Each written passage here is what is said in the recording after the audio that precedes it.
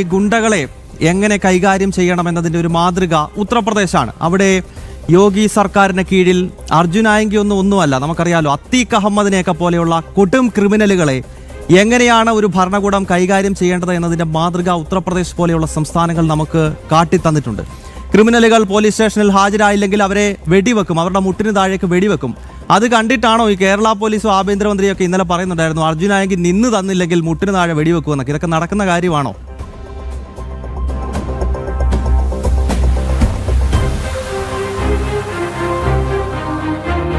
ഗൗതം, അവിടെ ഒരു പ്രധാനപ്പെട്ട പ്രശ്നമുള്ളത് ഈ അർജുൻ ആയങ്കി ഇപ്പോഴും കണ്ടെത്താൻ പോലും പോലീസിന് കഴിയുന്നില്ല. പിന്നെ എങ്ങനെ വെടിവെക്കുമെന്ന ചോദ്യമാണ് പ്രധാനമായും ഉയരുന്നത്. മാത്രമല്ല ഈ പോലീസ് സംവിധാനം സംസ്ഥാനത്തൊട്ടാകെ അരിച്ചു പിറക്കിയെന്ന് പറയുമ്പോൾ പോലും അദ്ദേഹം ഈ പറയുന്ന ആഭ്യന്തരമന്ത്രി ഉൾപ്പെടെ തുടർച്ചയായി പറഞ്ഞുകൊണ്ടിരിക്കുന്നു അർജുൻ ആയങ്കി എത്രയും പെട്ടെന്ന് പിടികൂടണം, പോലീസിന് അതുമായി ബന്ധപ്പെട്ട നിർദ്ദേശങ്ങളൊക്കെ നൽകുമ്പോഴും അർജുൻ ആയങ്കി എവിടെ എന്ന ചോദ്യത്തിന് ഒരു മറുപടി പോലീസിന് ഇല്ലാത്ത സാഹചര്യമാണ്. പല ഭാഗങ്ങളിൽ നിന്നും അർജുൻ ആയങ്കിക്ക് സഹായം ലഭിക്കുന്നു എന്ന കണക്കുകൂട്ടലിലേക്കാണ് പോലീസ് എത്തുന്നത്. ഒരുപക്ഷെ ഇടതുപക്ഷ ബന്ധമുള്ള നിരവധി പോലീസ് ഉദ്യോഗസ്ഥർ ഇപ്പോഴും പോലീസ് സേനയിലുണ്ട്. അവർ കൃത്യമായി വിവരങ്ങൾ അർജുൻ ആയങ്കിക്ക് ചോർത്തി നൽകുന്നുണ്ടാകാം. അതാണ് ഞാൻ നേരത്തെ സൂചിപ്പിച്ചത്. CPM-ന് ഏറ്റവും പ്രിയപ്പെട്ട ആളാണ് അർജുൻ ആയങ്കി. നമുക്കറിയാം ഇത്രയും ക്രിമിനൽ കേസുകളിൽ പ്രതിയായിരിക്കുന്ന കാലഘട്ടത്തിൽ പോലും അർജുൻ ആയങ്കിക്ക് CPM-ന്റെ ഭാഗത്ത് നിന്ന്, പ്രത്യേകിച്ചും DYFI-യുടെ ഭാഗത്ത് നിന്ന് ലഭിച്ച സംരക്ഷണം അത് എക്കാലവും നിലനിൽക്കുന്നു, ഇപ്പോഴും നിലനിൽക്കുന്നു എന്നാണ് ഏറ്റവും പ്രധാനപ്പെട്ട ഒരു കാര്യം. മാത്രമല്ല പോലീസിലെ ചില ഉന്നത ഉദ്യോഗസ്ഥരുമായി അർജുൻ ആയങ്കിക്ക് അടുത്ത ബന്ധമുണ്ടായിരുന്നു. ഈ സ്വർണം പൊട്ടിക്കൽ ഉൾപ്പെടെയുള്ള സംഭവങ്ങളിൽ അർജുൻ ആയങ്കിക്ക് എല്ലാ സഹായങ്ങളും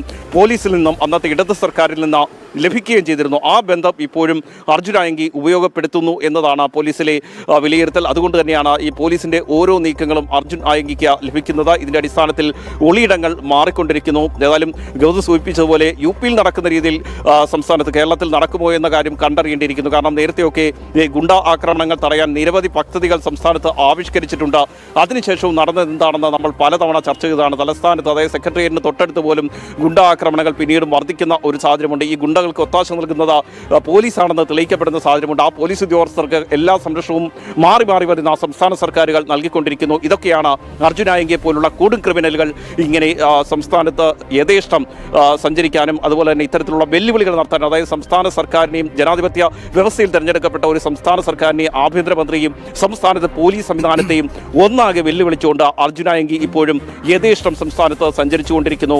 പോലീസിന് മൂക്കിന് കീഴെ കൂടി സഞ്ചരിക്കുമ്പോൾ പോലും അർജുൻ ആയങ്കിയെ പിടികൂടാൻ പോലീസിന് കഴിയുന്നില്ല എന്നത് വലിയ നാണക്കേടായി മാറുകയാണ് സംസ്ഥാന പോലീസിന്.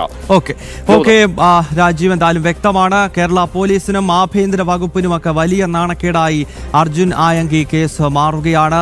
ആഭ്യന്തരമന്ത്രിയെയും പോലീസ് സംവിധാനത്തെയും ഒക്കെ വെല്ലുവിളിച്ചാണ് CPM-ന്റെ ഒരു ക്രിമിനൽ ഇങ്ങനെ കേരളത്തിൽ അങ്ങോട്ടും ഇങ്ങോട്ടും സ്വൈര്യവിഹാരം നടത്തുന്നത്. ഉത്തർപ്രദേശ് പോലെയുള്ള സംസ്ഥാനങ്ങൾ എങ്ങനെയാണ് ക്രിമിനലുകളെ അടിച്ചൊതുക്കുന്നത് എന്ന കൃത്യമായ സന്ദേശം നല്ല മുഖ്യമന്ത്രിമാർ വിവിധ സംസ്ഥാനങ്ങളിൽ നിന്നും ഈ രാജ്യത്തിന് കാട്ടി നൽകുന്നുണ്ട്. ഇവിടെയും ഒരു മുഖ്യമന്ത്രിയും ആഭ്യന്തരമന്ത്രിയും ഒക്കെയുണ്ട്. അർജുൻ ആയങ്കിമാർ ഇങ്ങനെ ഈ സിസ്റ്റത്തെ വെല്ലുവിളിച്ച് സ്വൈര്യവിഹാരം നടത്തുകയാണ് കേരളത്തിന്റെ മണ്ണിൽ. രാജീവാണ് വിശദാംശങ്ങളുമായി ചേർന്നത്.